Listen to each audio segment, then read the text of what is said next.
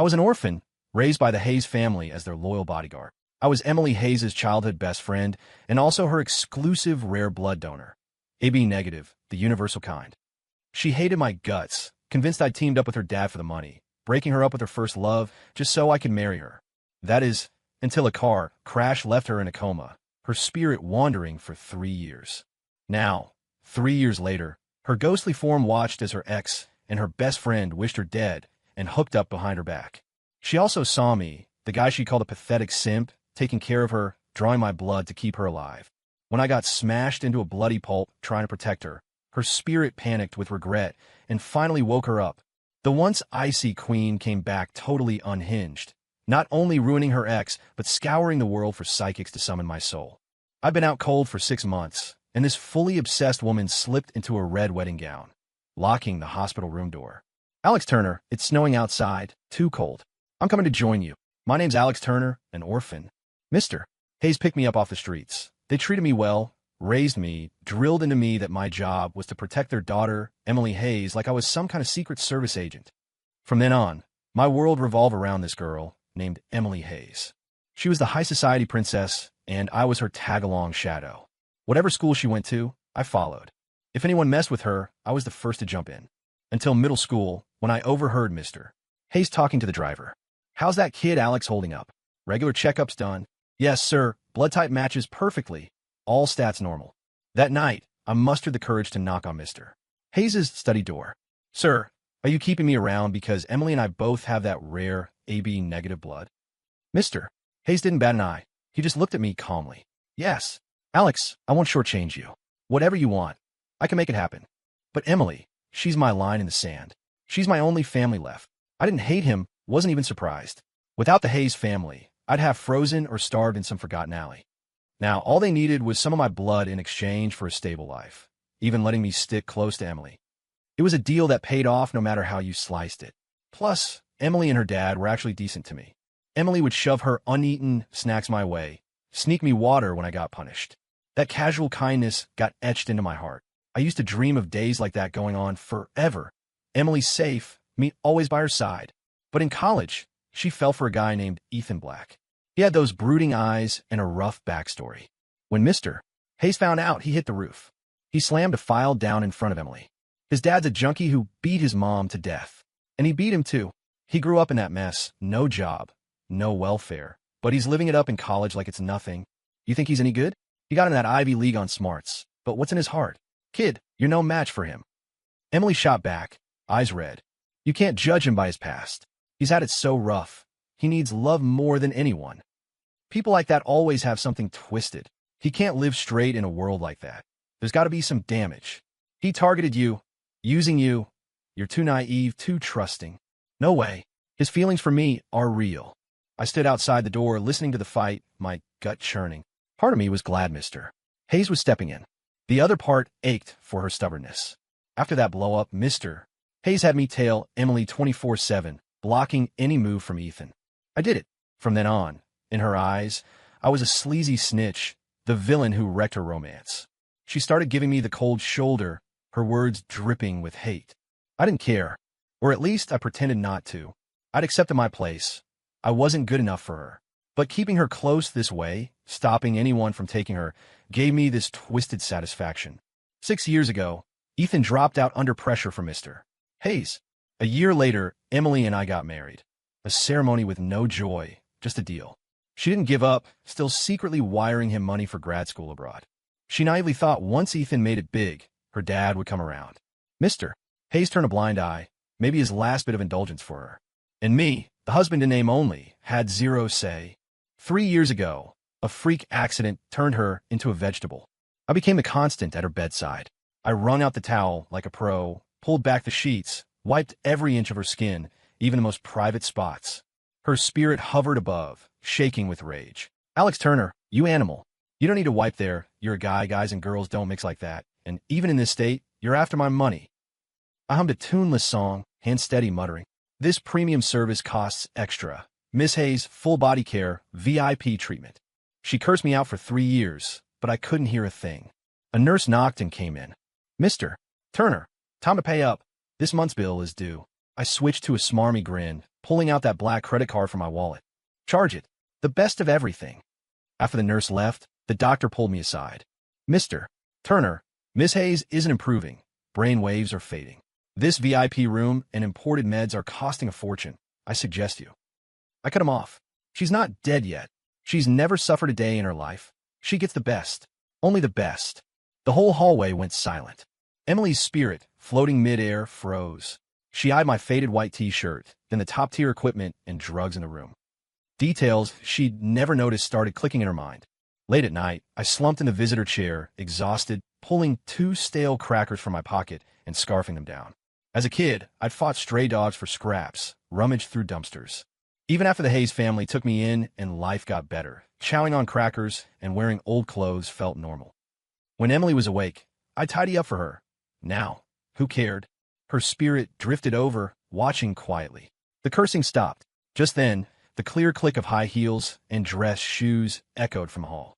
I bolted like a startled rabbit, shoving the half-cracker back in my pocket, wiping my mouth, slapping on my usual slacker vibe. I knew Emily's first love was here. I muttered low, 3 years, and he's made it big, but from yesterday's call, sounds like your dad still hates him. And so do I. Mr. Hayes had called early yesterday, sounding worn out. Alex, Ethan's back, he's climbed the ladder. Emily's probably not waking up. You've done enough these years. I'll cut you a check, go start fresh. Consider me giving them a shot. I've watched you grow up. No blood tie, but you're like a son to me. Emily's mom passed early. Now her too. Maybe it's karma for all my business deals. Maybe I was a monster. What did Dad say to you yesterday? Emily's spirit screamed in my ear, stirring a cold breeze. I shivered, rubbing my arms like I'd felt it. Whoa, that grudge is heavy. Your dad greenlit you too. Shouldn't you be thrilled? Knock knock. 2 polite raps.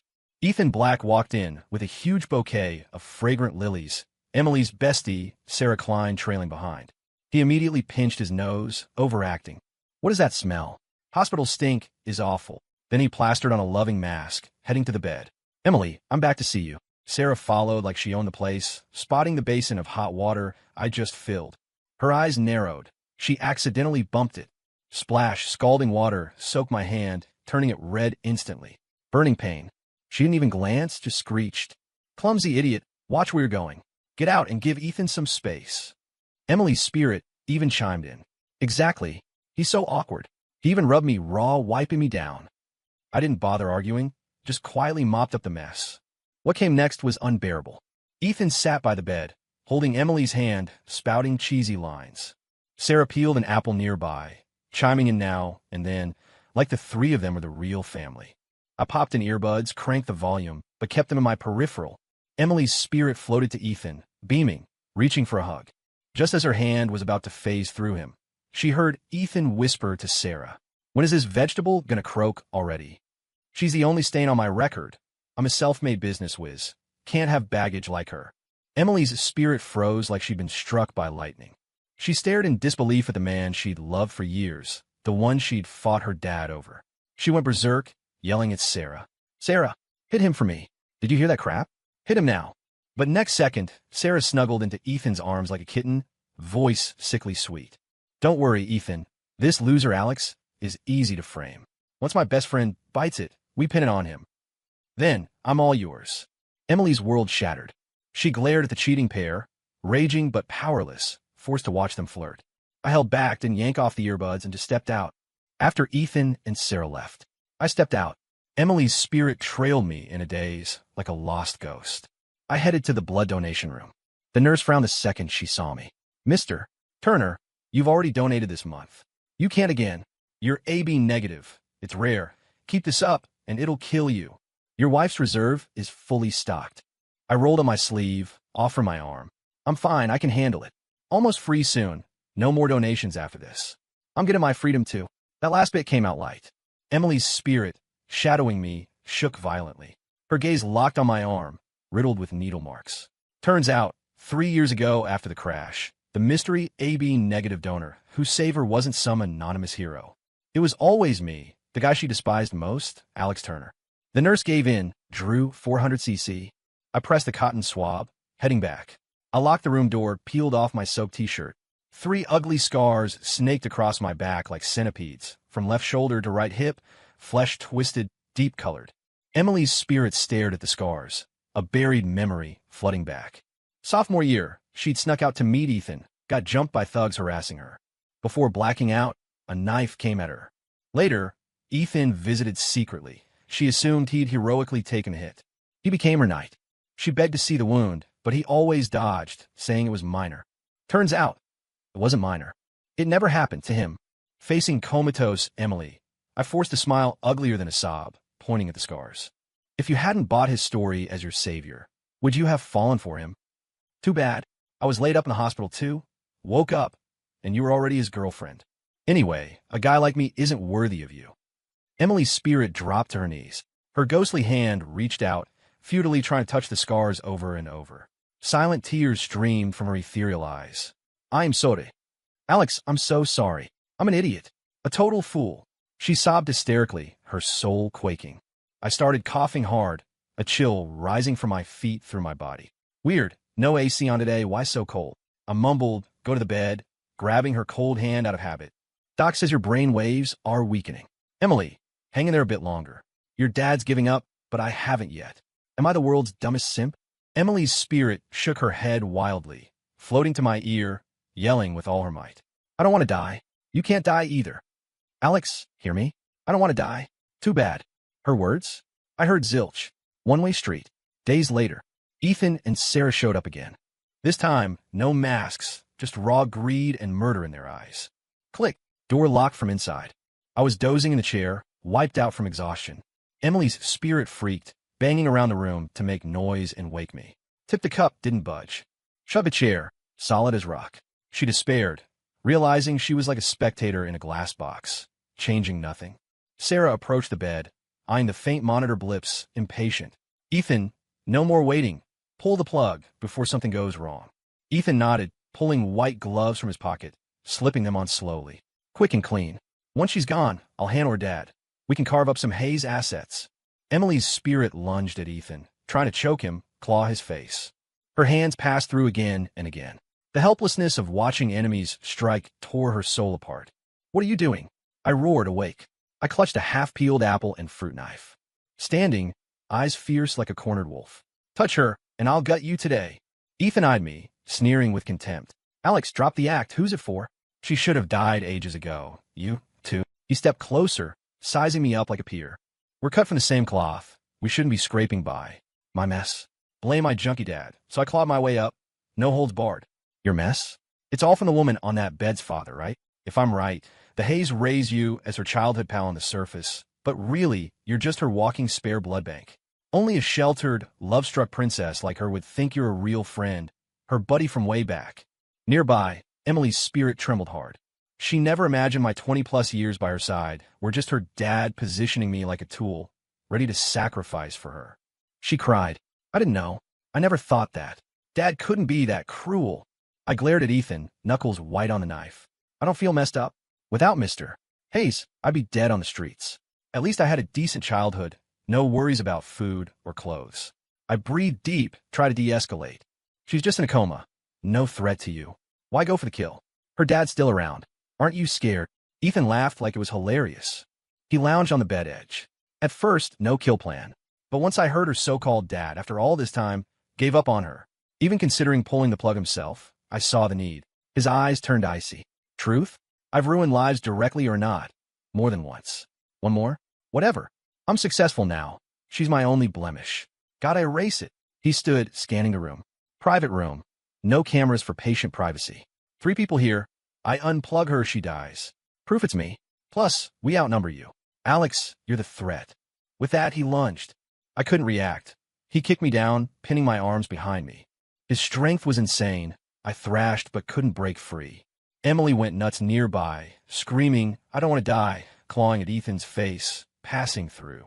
She paced like an ant on a hot pan, helpless. Ethan held me down. He snatched the knife, tossed it to Sarah. Hold it. If he moves, stab him. Then, gloved up, he headed straight for the ventilator tube. No.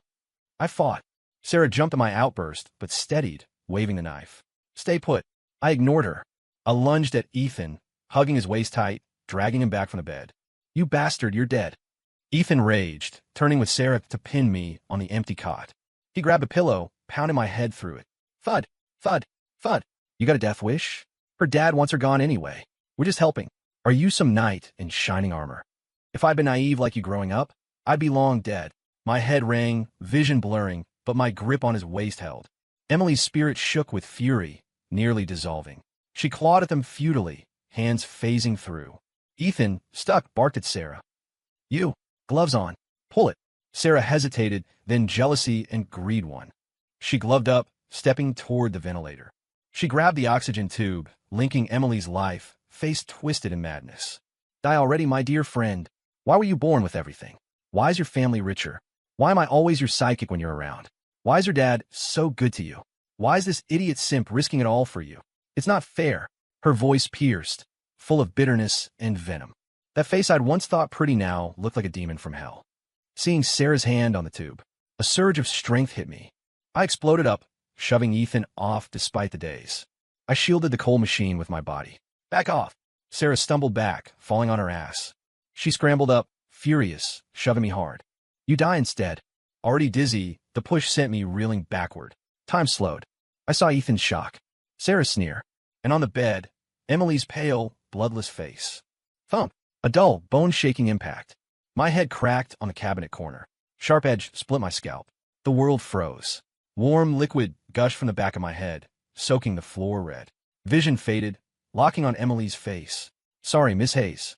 Couldn't protect you. Consciousness yanked out, like an invisible hand pulling me free. I floated up, seeing myself in the blood pool. Seeing Ethan and Sarah, no longer cocky, panicking. Then beep, beep, beep, beep, beep. The monitor blared shrilly. Not a flat line. Heart rate spiked wildly. Emily's spirit, seeing me fall, felt ripped apart. She rushed over, trying to touch my head, hug me, stem the blood. Hands phased through. Tiaras flowed, pure sorrow. She whirled, eyes bloodshot, glaring at the culprits. Ethan snapped to, grabbing dazed Sarah. Run. Book the next flight out. That idiot. Wrong one died. We're screwed. They bolted from the room. Emily's spirit chased the hall, powerless to stop them. She floated back, eyeing my bloody form and her lifeless body. Rage and defiance surged. She slammed a fist at the bed.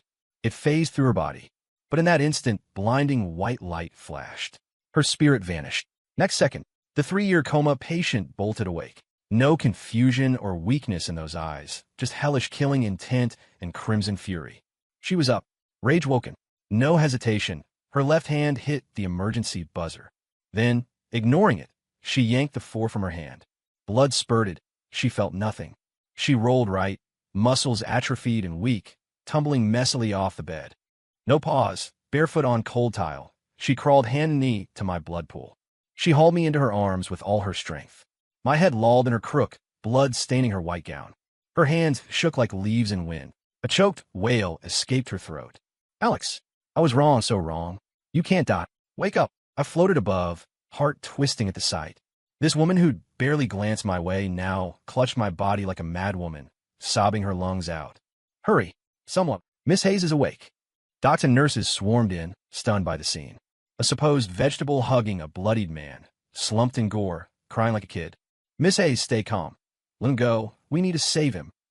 But she clutched my hand like death, glaring daggers. Save him. You have to. If he dies, so do I. An older doc barked. If you want him dead, keep holding. It hit like thunder. She released like shocked. Nurses hustled her back to bed. Cops arrived soon. Nurse called per her demand. But medics stabilized her fresh-woken body and wild emotions. No statements yet. Cops posted guards, waiting. Room in chaos. Emily grabbed nurses, voice quaking for my updates. Then collapsed, tears silent. Eyes hollow, brewing a storm. I floated on the ceiling, watching. Now I was the spectator. Once quiet, Emily's first move. Grabbed her phone, called her dad. Line connected, tears fell. Dad. Voice hoarse, nasal, regret heavy. I was wrong. I should have listened. Mister. Hayes stammered, shocked. Emily, is that you?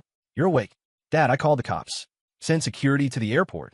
Nab Ethan Black and Sarah Klein. That scum pair, okay. Alive. Mister. Hayes's mind blanked, but her lethal, pleading tone screamed urgency. No questions. Okay, I promise.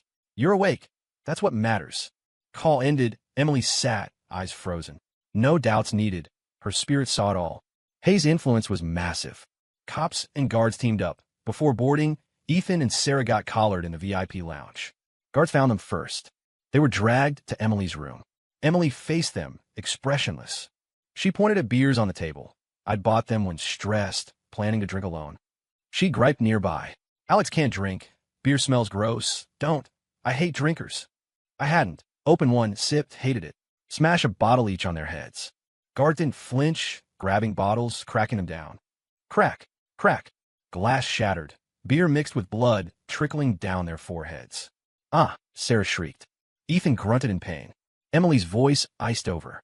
Don't want to die? Take it quietly. That's for Alex's blood, you owe. Ethan clutched his bleeding head, playing the sympathy card. Emily, let me explain. Sarah manipulated me. You're the only one in my heart. Emily sneered. You think you can talk feelings? Sophomore year at the campus gate, the one who took the knife from me was Alex. These 3 years, the idiot who stuck by me, wiped me down, secretly donated blood to sustain me. It was Alex. Ethan Black, what are you? She turned to Sarah, disgust overflowing. Guards got it, stepping up, slapping Sarah dozens of times left and right. Her face swelled like a balloon visibly. Then Emily's gaze hit the arm Ethan used to pin me. Break that arm. Snap. Bone cracked clean, Ethan's pig squeal echoing. I floated nearby, jaw dropped. This woman was ruthless when fired up. Way more satisfying than the crap I'd swallowed for 3 years. My spirit muttered, Princess, you're something gutsier than me. I'd never dare. No backbone, huh? Last words self-mocking. Yeah, what backbone? A kid raised knowing he was just a spare blood bag. Where's the rights or dignity? Done with the trash, Emily had guards haul them to the precinct. She called the police chief personally. Chief Anderson, security grabbed them. They resisted. My guys accidentally broke the guy's arm and cracked his skull. You might. Chief laughed over the line. Attempted murder suspects resisting arrest, breaking an arm, or worse. They had it coming. Don't worry, Emily. I'll handle it clean. Lawyers set, ensuring the scum rotted in prison. Emily turned to the ICU wing. That moment, her tough facade shattered. Just broken fear left. Docs finally diagnosed me. Severe brain trauma, deep coma, vegetative state. Wake-up odds slim to none. Fate's cruel joke. We'd swap places. Emily sat vigil outside ICU, not eating or drinking statue-like, till she collapsed from exhaustion, forced back to her room. Waking words. Get the top neurologists. Cost no object. Once stable, out of ICU to regular room. She turned mine into her crash pad. Fired all aides. Did everything herself. Just like I'd done for her. Daily wipes, massages, news reads, even those finance rags she hated. Sometimes, she'd pause, reading her own love letters. Corny lines from her mouth hit with heartbreaking sincerity. Mr. Hayes visited, aching at her state. Never thought Alex would. Sigh kid, this is your own doing. Back then, breaking you and that black kid up, you fought me tooth and nail. Forced the marriage to Alex. You hated me. Now, regrets? If your mom were here, she'd tan your hide. Emily just teared up, whispering, Dad, quiet. Alex is sleeping. I know I messed up. I found my spirit trapped in a room, couldn't stray far from my body. Seeing her face thin out, I panicked, testing by blowing on her cheek. She twitched, whipping around, eyes sparking hope. Alex, is that you? She scanned. Nothing. Spark died. Nights, she'd sneak under my covers, hugging my unresponsive form carefully. Fingers traced my back scars over and over. Hot tears soaked my gown. I ached, want to say stop crying. I'm not fully gone. But shouts, roars, nothing reached her. Her mental state frayed. Started talking to air. Alex, you cursing me in your head? My late, love's cheaper than dirt. Curse away, I deserve it. Didn't I curse you daily? She'd practice smiles in the mirror endlessly. Gotta smile pretty, or when you wake, this sour face will turn you off. She always nailed my spirit spot when talking. Creepy, yet oddly warm. Could she sense me? 6 months passed. Best experts worldwide checked. Same verdict. Slim hope. Emily ditched the pros. Brought in priests in robes and mumbling mediums. Science failed. Time for the supernatural. Room filled with yellow prayer strips. Incense burning nonstop, like a funeral home. I floated overhead, speechless at the experts prancing around my bed. A young priest swigged some holy water mix, spraying my face. I fumed. Emily, boot these frauds. What is this crap? And that old lady. No spitting on me. Close. A wrinkled medium circled my bed thrice, pinched fingers, acting profound. This man's soul's adrift, born of love turned hate. Unresolved grudge won't return. Emily bought it. Last straw clutched, eager. How to fix it, master? Medium stroked, imaginary beard. Needs kin's heart blood as lure. Plus, joy rush, ritual to call back the wanderer. Emily grabbed a knife from the fruit basket, aiming at her chest. No hesitation. Stop! My spirit nearly shattered, roaring full force. Soundless. The medium flopped down, babbling. He's here. Angry spirit. He's mad. Emily's knife hand paused. She looked at me, flashing a tragic, wild smile. Angry. Good. Means you still care. She set the knife down gently, voice dripping honey. Alex, you don't want me hurt. She cleared the frauds but latched onto that joy rush idea. Her gaze on me grew thick with obsessive fixation. This woman was losing it. Emily sealed the room tight. Only meal deliveries allowed. No visitors, fire cleaners too. All care. Her hands only. Then weird stuff started. She collected my old clothes, used toothbrushes, ashtray butts. Cleaned, sterilized, turned into specimens in custom glass cases. Room became my twisted museum. Daily outfit changes. Tailored black suit today, cozy cartoon PJs tomorrow. She even sourced cat ears headband, plopped it on me, snap pics giggling. I floated aside, chills racing up. Babe, cease. Boss, I'm your family's guard, but I got dignity. This is humiliating. She ignored, escalated. Custom men's diamond ring, simple style.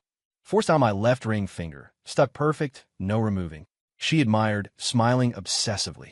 My ring on you. Even as a ghost, you're mine, Emily Hayes. She fed me bizarre tonics from some herbalist, said to anchor soul. Black sludge, funky smell. She'd sip first, then lean in, mouth-to-mouth feeding drop by drop. Watching my body toyed with, I felt loved deeply, yet helpless like a doll. Emotions clashed, tormenting me. One midnight, she trimmed my nails with small scissors. Midway, she stopped, staring at my fingers like seeing beyond. She murmured, what if I chopped off a finger? Would it hurt? If it hurts, you'd wake, right? My spirit jolted. Her eyes held no joke. Emily seemed set on the finger plan. But she couldn't. From some yellowed old book, she found a gentler way. Text said detached souls link faintly to body. Extreme emotions or pain from a loved one could jolt the link, pulling the soul back. New experiments began. Self-harm in front of me. She got sewing needles, sat bedside, pricking her fingers one by one. Each prick, she'd look up at my blank face, whispering, does it hurt you? Alex, does your heart ache? If it does, wake up, stop me. Crimson beads dotted her tips, dripping on white sheets like eerie blooms. Seeing her bloody hands, I rushed, trying to snatch the needle, hug her, beg her to stop. Hands phased through uselessly. Powerless. I watched her punish my absence by hurting herself. No reaction from me. Her eyes dimmed, replaced by destructive resolve. She quit self-harm, started starving. She'd hunger strike to death before me. Alex, no walk, no eat. We'll see who drops first. Days in, she wasted away visibly. Sharp chin sharper, eyes sunken, face paper pale. Her thinning form knifed my heart. I floated above, ghostly hands stroking her head like soothing a hurt kitten. Dummy, wouldn't my death be better? Truth? I've always liked you. From kid to now, you were the brightest star. As kids, I could joke around. But after middle school, secret, no more. Been ages since I patted your head. Last time? Maybe 6 or 7. Hand passed through her hair, no ripple. On a stormy night, she seemed decided. No more starving or harm. Cleaned up, pulled a brand new, blood-red wedding dress from the closet. Room turned eerie bridal suite. White walls plastered with glaring red joy stickers. White sheets swapped for red dragon phoenix quilts. All wrong, creepy and mad. She dressed me in prep black suit, even tied the tie. Then, mirror time, boldest bride makeup. Lips blood red, eyes painted. Stunning beauty, chilling too. Done, she locked the door tight. Drew all curtains. Room, sealed tomb. In hand, those nail scissors sharp. My spirit seized by unprecedented terror. What now? She approached the bed, climbed on, straddled me, looking down. From her legs, she slipped off black stockings. With near-reverent care, bound my hands tight to bed rails. I watched the absurd horror. She took the scissors, cold blade, gliding down my cheek. Over throat, chest. Eyes glazed, voice soft like sweetest vows. Alex, let's get married. Can't wait. I know you feel me. You're here with me, right? You touched my head that day, not imagining, right? Blade kept sliding. Stopped at my gut. If you don't wake, I'll slit your throat first, then mine. Ghost couple, sound good. Her face twisted into a Yanderif sweet grin. Scissors tip spun down, halting in my crotch. Or make you a eunuch. Then, you're mine forever. Only mine. Not bad. No yoke. Her grip tightened. Tip pierced fabric, faint sting. My spirit sensed dire crisis. not just body ruin. I knew, if unchecked, this madwoman would off herself. She'd follow through. Ah, I roared at my body, my brow, slamming in. Chick.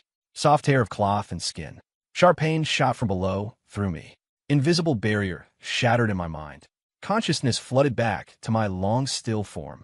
You lunatic, I blurted. If I die, it's gotta be dignified. Intact. My spirit drilled into my body. As Emily poised for the deep stab, that silk-bound, rigid hand shot up, gripped her wrist hard. With all strength, I pried open leaden lids. Voice raspy like rusty bellows, each word draining. Crazy woman. Try to end my line. Emily froze solid. Scissors clanged to bed. She stared blankly in my open eyes, my hand on hers. Time halted 3 seconds. Then a piercing scream mixed joy, grievance, rage, fear burst from her. She dove down, biting my shoulder hard. Wouldn't let go, like embedding half years longing and despair into my bones via teeth. I hissed in pain. Awake. I was really awake, but maybe I regretted it. I woke. Emily refused, untying the silk on my hands. Reason, afraid you'll ghost again. That ghost meant soul slip. I lay weak, watching her guard like a beast with prey, tears welling. Docs wanted full checks. She blocked the door at first. He's mine alone, no peeking, like a dragon hoarding treasure. From then, she enforced total, no escape forced love. Meals fed, chewed by her first, then mouth to mouth. Water same, bathroom, she stared dead on. Called it post-op monitoring and rehab. I finally protested. Emily, I'm a patient. I have rights. Massaging my stiff calf, she sneered, grabbing those PTSD scissors from the nightstand, tossing them playfully. Here, I'm warden. You're my inmate. Inmates got no rights. I shut up. Smart guys don't push when weak. Her one more word, and you're my sister. Vibe felt like a hidden trap ready to snap. Though mouth sharp, actions bossy, I noticed she needed hugging me tight to sleep. If I shifted slightly, she'd jolt awake like a spooked deer, then lock me in her arms. Once while she slept, I snuck her bedside journal. Expected rants or love notes. Flipped open, stunned. Page after page, crammed with 2 words. Alex, Alex, Alex. Some bold, piercing paper. Others tear-blurred, despair-soaked. I pictured her crying, obsessively scrawling my name like a maniac. Heart soured with ache, warmth flooding reason away. No more fights or protests against the embarrassing forced love. That night, as she octopused around me sleeping, I turned, gently kissing her smooth forehead. I'm not going. In her ear, soft for us alone. This life's yours, okay? Crazy woman. She stiffened in my arms, then hugged tighter. 2 years later, under Emily's warden's strict care, I regained mobility. Freedom still under her 24/7 watch. Like chatting extra with a female coworker in the hall, she'd ghost in behind, linking arms possessively, flashing a sweet warning smile at the woman. She tracked Ethan and Sarah's fate. Her they bickered in prison, blaming each other, living miserably. Sarah's face ruined, Ethan's arm wasted from no treatment. Especially Ethan, cops dug deeper, found he'd used shady tricks, indirectly causing 2 innocent girls' deaths via heartbreak scams. Multiple charges, life sentence, no out. Hearing that, Emily and I cheered, ate extra dinner. My back scars faded to pink, less gruesome. But Emily checked and touched them nightly before bed. Called them proof of my love, her life's prized medal. I teased her sappiness, heart honey sweet. In the bedroom, mid-baby-making exercise, vital to humanity. That scary scissors? Locked in my safe. Key mine alone. Months later, Emily puked nonstop, whatever went and came up. I panicked, rushed her to hospital. Test, pregnant. Pregor got clingier, possessiveness peaked. But I loved it. Birthday, drizzly afternoon. Holding our wrinkly, monkey-like bundle. Seeing Emily pale from exhaustion on the bed. Eyes welled. Thanks, wife. Choked, kissing her lips. So good. You gave me a beautiful daughter. Next, a boy, for siblings. Emily smiled weakly, hooking my pinky with her feeble hand. Alex, no more kids. Voice light, soft, tickling my heart. You don't know. It hurts so bad. Worse than the crash, worse than the needles, times a million. She gazed, those once obsessive eyes now sparkling gentle stars. Next life, you carry. I care for you, deal. I leaned, deep kissing her. Deal. All yours.